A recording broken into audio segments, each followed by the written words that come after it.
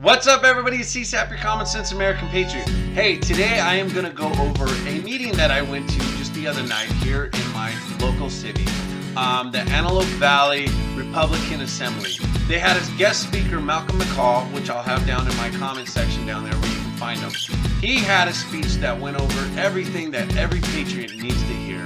The other thing that they talked about was some new voting system that is going in here in LA County, and you must hear about it. So stick with me and get all the details. I am a real American. Okay, everybody, so here was the guest speaker that was at the meeting the other day, Malcolm McGough. Malcolm, I hope I say your last name right, but I'm not too sure because you're Australian, a little accent there, so I hope I got it right. Anyhow, this speaker was phenomenal. He was talking about everything every patriot needs to hear. He had the cold hard facts, the statistics, and speaking the truth. Speaking what people need to hear. The problem with this country right now is that everybody's worried about everybody's feelings. Guess what? The world is not fair. The world does not care about your feelings. That's what the Democrat, everything that they base their whole party on right now is people's feelings. We don't want to hold people back from school because it might hurt their feelings even though they're not ready. That's the problem. People need to be told the truth. The truth hurts, but that's what this country needs, and that's what Donald Trump did for us. That's why we stood up and voted for him, because finally we had somebody up on the stage, on the world stage, saying things that everybody are thinking, but nobody wants to say it because they're afraid. Donald Trump is not afraid to say what everybody's thinking. I say what everybody's thinking. I don't have a problem out there speaking what needs to be said. That's the problem with this country. People need to be able to speak their mind. Our First Amendment is being attacked, especially on the right, because we are not allowed to say what we are thinking. Is there consequences for things people say? Of course, but that's free speech. People on the right and the left should be able to say whatever they want to say. But again, there's going to be consequences for some actions that people say. You can't just say anything and not expect any kind of repercussions, but you should be allowed to say it. And with Facebook, I've been censored lately. I have my own Facebook page and I can't click and invite people to like my page that like my content because they say I'm abusing it. That's ridiculous. That's absurd. If people don't like my page, they don't have to like it. I don't need Facebook telling people what they can like and not like. That's what's wrong with social media. And it goes in, we all know that the social media is in bed with the left and the Dems, just like the main media is in bed with the left and the Dems. But free speech on the right needs to come back.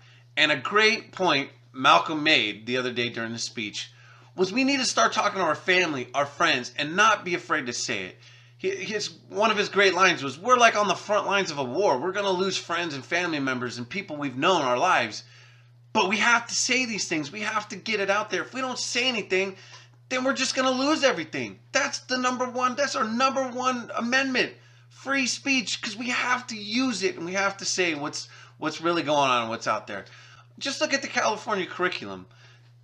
Everybody was up in arms about what the California curriculum is trying to do. And California has pulled back some of these outlandish curriculums that they were going to start teaching kids in sex ed. That happened because patriots stood up and spoke out against it.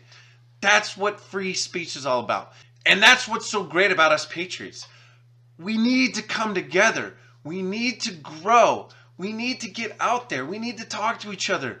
Bring people on board. Let them learn and let them experience what it's like to actually stand up for yourself and what you really believe in.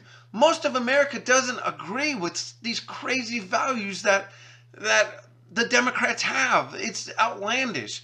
But if we don't speak up about it and we stay silent, this is what happens to us.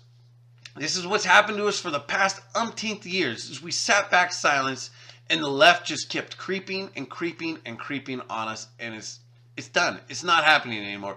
So the last main point I want to talk about that Malcolm made, and it kind of hit me. He's a very religious man, and he talked about God and how God needs to come back into this country and needs to be brought back because that's what our country was founded on. Now, I'm not a very religious man, and I'm really going to go into detail about this and why I'm not here in a second. But he made this line. I was listening to him. He was really on a kind of a... Malcolm was really on a real faith-based approach during his speech, which was fine. I was listening to it. I'm open ears, but I'm just not a very religious man. And like I said before, I'm going to get into that and why I'm not, and I just can't get aboard with it. And I'm going to talk to especially you Christians and people of faith out there. This is going to be directed really at you. So as we were sitting there talking, it got on the point of abortions. And he made just kind of a good line. He said a good line that was kind of a good little quip. And it caught me off guard. It kind of, piqued my attention. And I thought it was a great line. So here's the mem. I made the mem. I memmed what he said. He said, if you believe in God, why hasn't God cured cancer or AIDS? For the most part, when you get these people that are, you're so faithful, why didn't he cure these things? And then he came back and said, Jesus or God, I did, but the baby who was going to find the cure was aborted. I just thought it was a great line. I thought it was a really, just a great quip. Like, yeah, I did, but you killed him because I created the baby that was going to find the cure and you aborted him. So this meme generated all kinds of havoc for me, really. But the funniest thing is, it came from religious people. I got more negative feedback from religious people than I did anything else. Which is, I find it funny. Okay, listen. Malcolm was making a great point, and I believe in it, that church and God and the founding principles that this country was founded on with church and state, we need to bring that back, and I agree with it. I'm not a religious person, but I agree with that. This country was founded on certain moral principles, and that our freedoms were given by God, not a dictator, not a king, but by our God-given rights to be free. And I agree with that. Here's where the issue comes in. Listen, Islam wants to kill me and everybody else here in America. Sorry, that's the cold hard facts. However, Christians want to shun me and other people. Okay, so people of faith, this is what I want to really get across to you. Listen, Christians, I'm your number one fan. I want to get on board. I want to get on board with Christianity, but I just can't. Because you guys are really hypocrites. I'm just going to say it. You guys want to be peace-loving, tolerant people, but at the same time, you're the first people to condemn and give people hard times. Like with this meme, I thought it was a great quip, and I got just ripped apart by many people on many different things. Listen, if you want to grow the church and get Christianity back into this country and get people more faith-based, you cannot be so quick to shun people. I'm telling you that. You guys turn people away so fast when you start telling people they're going to hell and they're not right and the Bible says this and the Bible says that, and you start Bible thumping people. That's why people get turned off. I get turned off on it, and that's why I'm not a religious man. It's because you get people like that, these very, very deeply Christian zealots, really, that push people away. Listen, you need to start embracing people. Okay, I understand you have your values. I understand what the Bible says. But maybe you have somebody who is gay. Who cares? Bring them into the church and let them learn. Maybe they'll eventually learn that they're sinning and they won't be gay anymore. I don't know. But I'm just saying. But if you had a gay person that's trying to get into the church and you tell him you're going to hell, why the hell is he going to want to go to church? I'm telling you, this is the biggest mistake Christians and the faith-based people out there are making.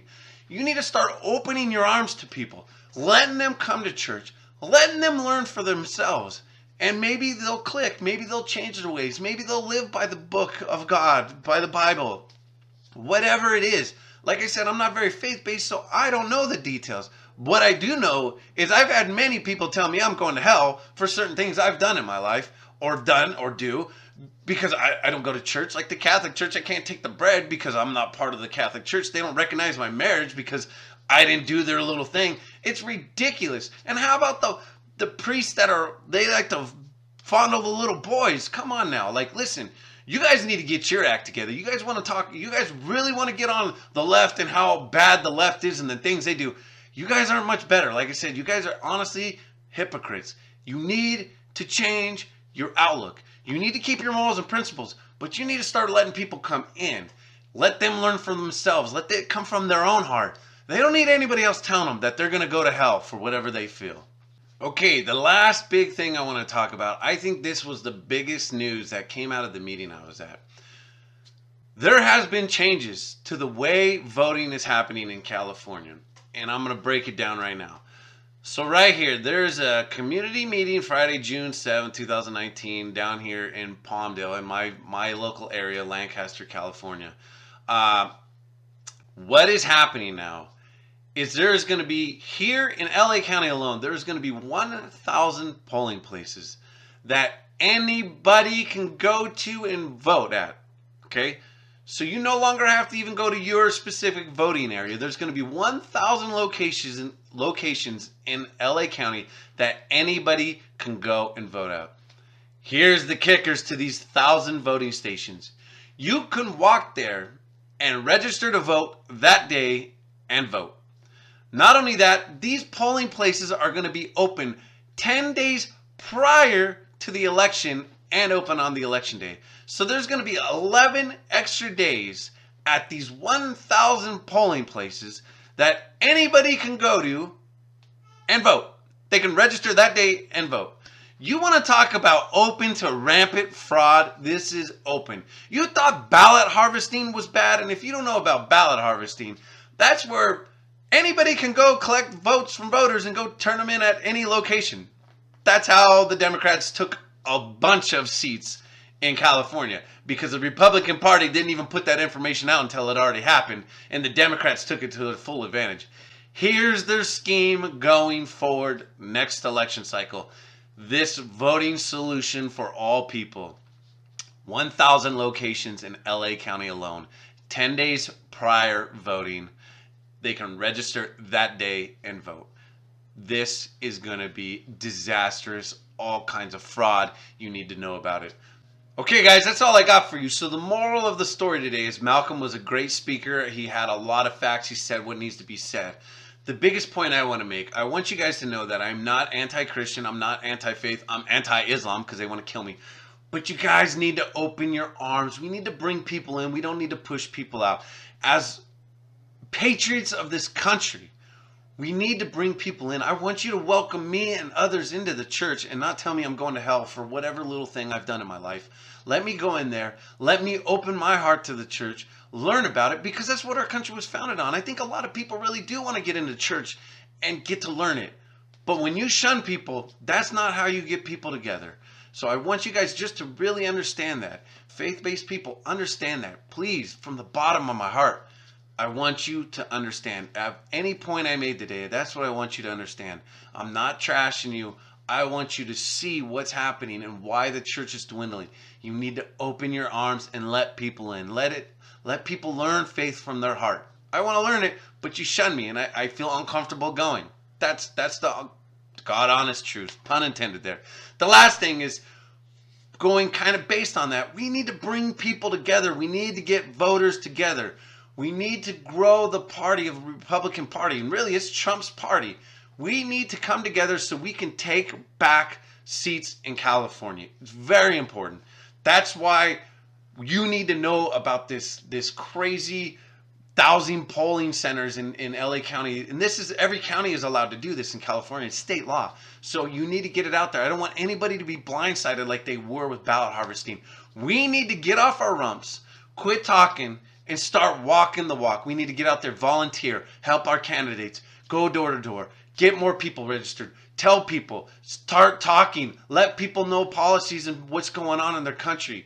We need to get more people registered. We need to get more people to vote. We need to get out and vote. That is the greatest thing we have in this country, and we cannot lose it. Get out, vote, and I'll talk to you guys later. Please leave all your comments. Please subscribe. Please share. Get all this information out.